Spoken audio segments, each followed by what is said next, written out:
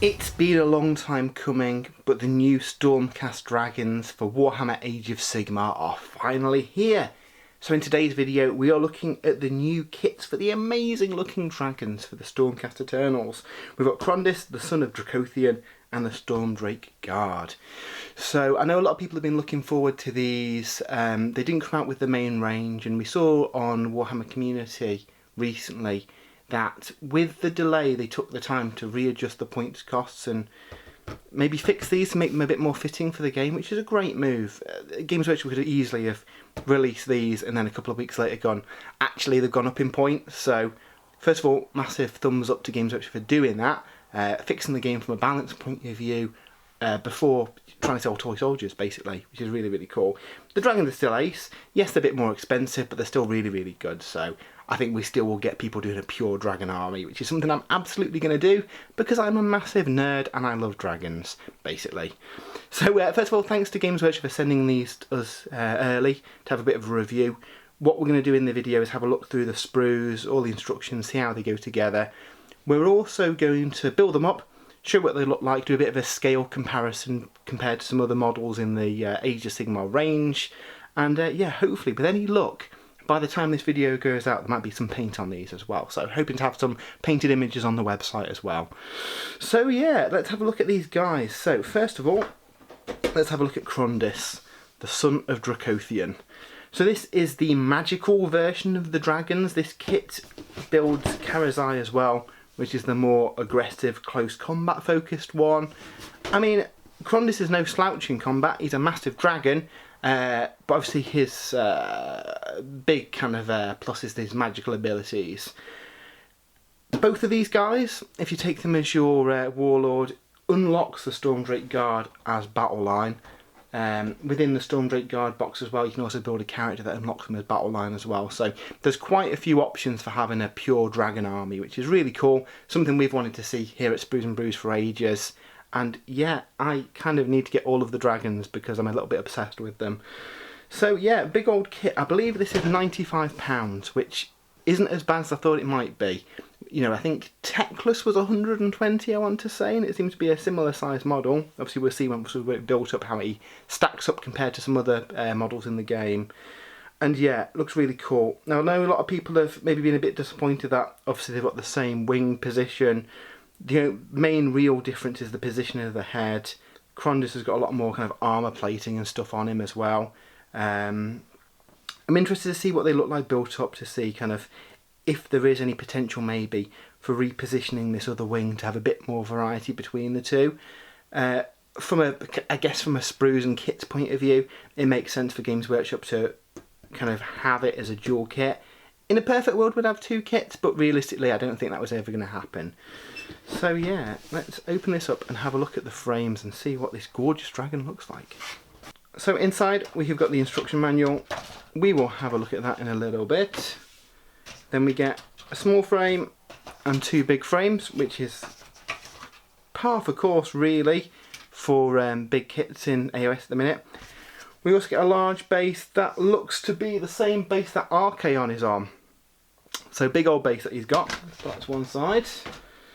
And then yeah, let's have a look at the frames. So if we have a look at this one first, we have got the base detailing on here, various head options.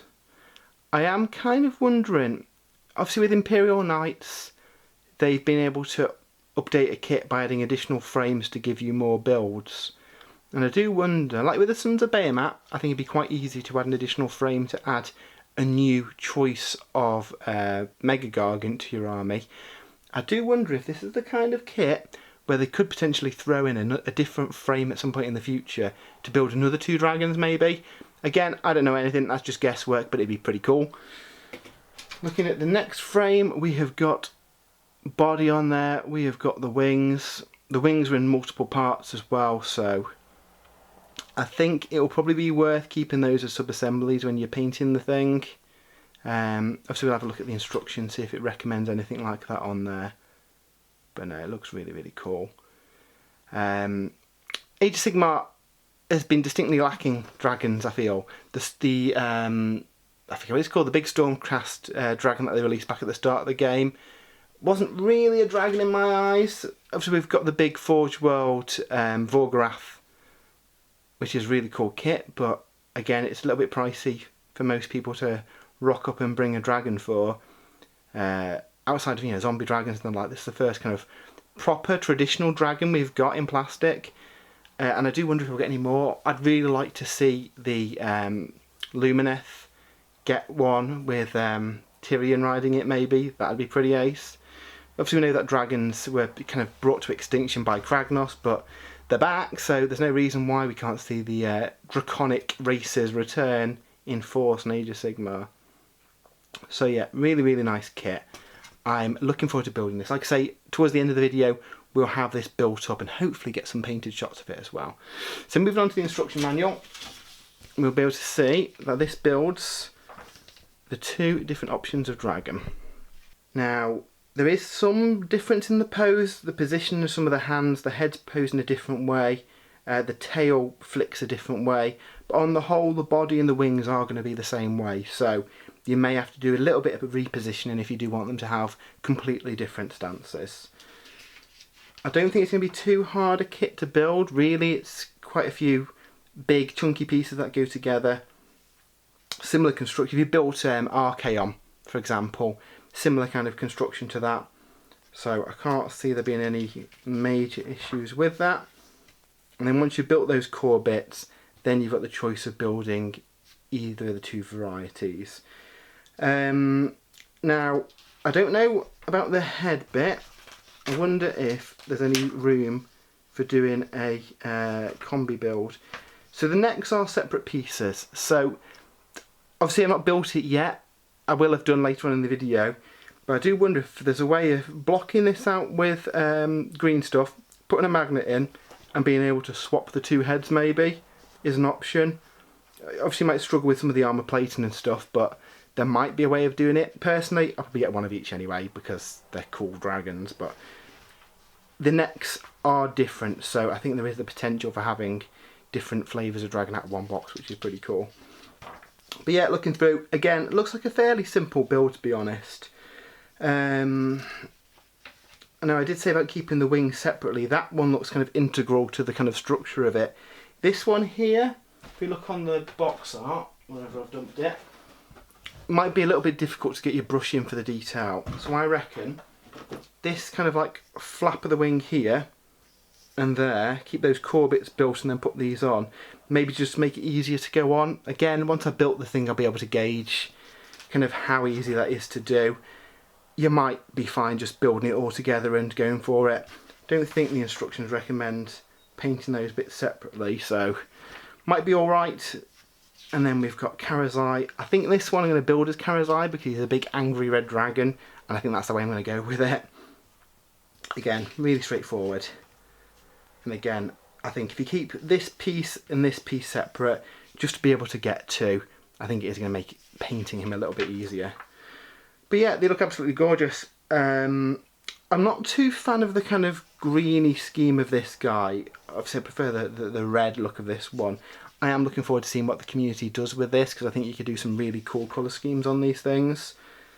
And then all of the recent Age of Sigmar books have had a kind of basic stat line on the back of them. If you've seen them, pretty cool. Like I say, Krondys is more magic based, where Karazai gets a ridiculous bananas number of attacks, and their tails are really good in combat as well. So that is Krondys. Let's have a look at the Stormdrake Guard. So the second kit out alongside Krondys, and I think really the one that people are super excited for, are the Stormdrake Guard. Like I say, they had a recent points bump to kind of bring them more in line with where they should be, because they are very, very good. While they've gone up in points a little bit, you can still take an awful lot of dragons, so yeah, if you still want that all dragon army of your dreams, you can absolutely still do that. Yeah, they're really cool. So if you flip this over and have a look, we've got the option of building the Knight Draconis, which is the character. He unlocks dragons as battle line. He's really cool as well. If you do build him, this is something they've added in the new Age of Sigmar books, you're not wasting the other model. In some of the previous battle tomes, if you built the character version, because of minimum squad sizes and the like, you couldn't actually use the other model out of the kit, which was a bit of a shame. So in order to get around that, the new Stormcast book gives you an option of taking a single Stormdrake Guard, but it loses its ability to be battle line. So that's a really nice way of doing it. And arguably a single dragon, it's not given away any battle tactics for killing a battle line unit and stuff like that. So yeah, there's some tactical options for having a lone one as well. I imagine most people will be taking these as units of 2 because they're crazy. Yeah, we get a few weapon options as well, so they can take lances, they can also take swords as well. You've got options for the wings being down and up, and the head can be turned to the right or the left. So you've got quite a bit of variety if you want to do a full dragon army as well. So let's crack this open, and we'll have a look at the sprues. So again, we'll have a look at the instructions in a little bit. First of all, we'll have a look at the frames. Flying stands, I believe these are similar to recent ones that we've had with a bit of a ball at the top. I would highly recommend not gluing this to this until you've painted it. For transport, if it's got a bit of friction so it can kind of plug and unplug from there, might be worth doing as well, just to make things easier for storage and transport and the like. So we get 2 of those. We get two different frames. So they are different frames for the dragon. Again, we'll have a look at those in a second. And we have bases. They look approximately the same size bases as fulminators, I believe. So yeah, if anyone wants to know what they are for their own dragons, that it looks like they're on fulminator bases. So let's have a look at these frames and see what the dragons look like. Like I say, we get 2 different ones. So let's have a look at this one first. Again, I believe each frame is going to build its own individual dragon, and we have got options on here for the Knight Draconis as well. This frame looks like it just builds the kind of generic cavalry version, which is cool. I'm torn on to build this as either just a unit of 2 or the character and a single dragon. I think what I'm probably going to do is build these up as a unit, because then with my existing force I can have Karazai leading them, have these as a battle line unit, throw in some fulminators maybe as another battle line unit to try and go full dragon crazy. Obviously with the new points adjustments I need to see how many dragons I can fit in, but I'm fairly certain you can still do a full dragon force, just not as many dragons as you could before. So yeah, really nice kit. Again, the guy riding on top might be worth seeing if you can build that separately. We'll have a look at the assembly instructions and see kind of how the wings plug in, and again if we can have those removable to make things easier for painting. The other frame builds the other dragon. Again, this one will have the parts for the knight variant. Really cool flaming sword there on him. And like I say, the Stormcast range is quite massive at this point as well. So if you do want to do a full kind of dragon army, I'm sure there's lots of bits from other parts of the Age of Sigmar range where you can add a bit of variety to your riders. Again, we'll see in the instructions. I believe the head can look left and right, and there's a few poses for the wings and stuff. So across an army, you are going to have a few different layouts of them, which is cool. So yeah, so let's put that there. We'll have a look at the instructions and just see how this goes together. So we have got the Knight Draconis, Stormdrake Guard. Again, even from those two, there's quite a bit of variety in how they go together. So you're not going to be stuck with, you know, a whole force of dragons with wings in the same pose. You are going to have a little bit of variety, which is cool. So yeah, we have got the wings. The Knight Draconis looks like he's just got a sword option, but again, there's lots of weapons. You know, a kit of fulminators or something, there might be some different parts. If you want to have a couple of Knight Draconis in your army and mix up the weapons, I'm sure that's going to be really easy to do. This kit really looks like it's got more parts than Krondys, just because it's a bit more intricate. You've got the 2 dragons in there. You can see down here you've got a bit of variety for how the heads go together as well. So yeah, it looks like you've actually got 4 different poses for the neck, which is good. So again, that gives you a bit more variety. Yes, the wings are going to be in 2 main poses, but you're going to have the look of the dragon, the silhouette of the dragon will be quite different across the force, which is really good to see. So that looks ace. Again, it should be really easy to leave the rider separate for painting and the dragon itself. Yeah, you definitely probably don't want to stick it to that column because it's going to make it really hard to paint it and get into it.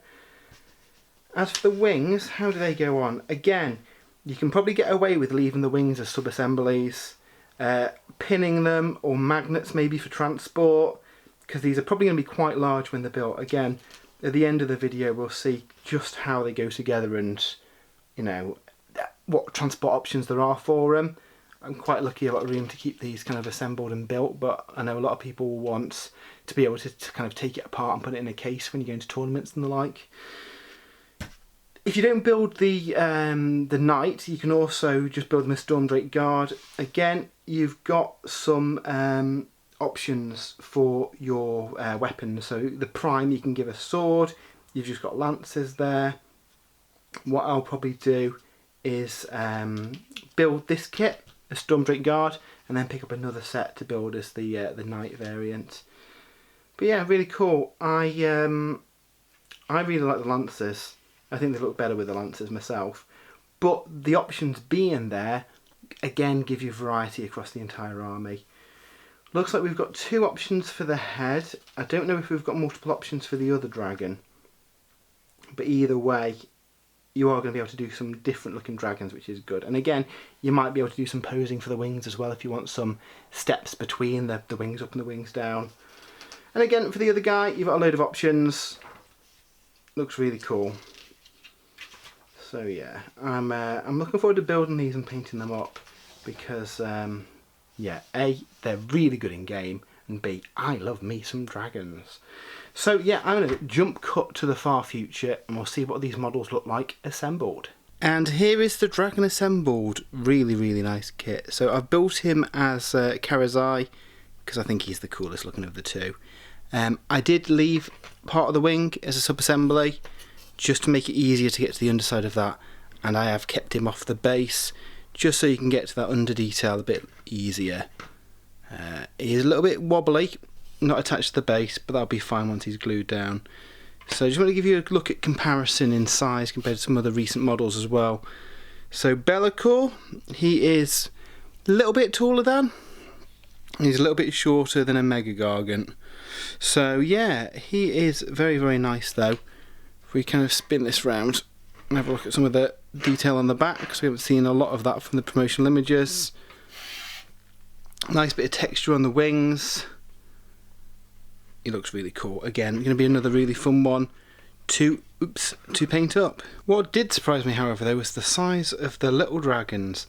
They are quite massive. So obviously they're on a big flying stem, but they actually stand a little bit taller than the dragon from the tip of their spear to the base. And again, they look absolutely gorgeous. I mean, if you look at the size of them compared to the Man-Crusher Gargant here, some really, really nice detail on these. I am very much looking forward to painting them. Now the head and the neck, you get quite a few options. Wings are either up or down, that's kind of what you're limited to there, unfortunately. The Stormcast on top as well have a few different head options, a few different weapon options. And yeah, the neck on each dragon can go in 4 different poses, so you'll have quite a lot of variety there, which is really nice to see. The flying stem's really good as well. It's just a plug. These are not glued to the flying stem, so they will just slot out for storage. So yeah, very, very nice. I'm going to get some proper pictures up on the website as well. Hopefully get some paint on them, but just wanted to give you a bit of a size comparison to see what they look like. So that was a look at the new dragon kits that are up for pre-order for the Stormcast this weekend. Massive thanks again to Games Workshop for sending these a little bit early to have a look at and review with you guys. Stay tuned to our Twitter, @SpruesandBrews. I'm going to be working on these guys, painting them up, and hopefully sharing some images of them soon. So I hope you've enjoyed that video, and until next time, we'll see you later.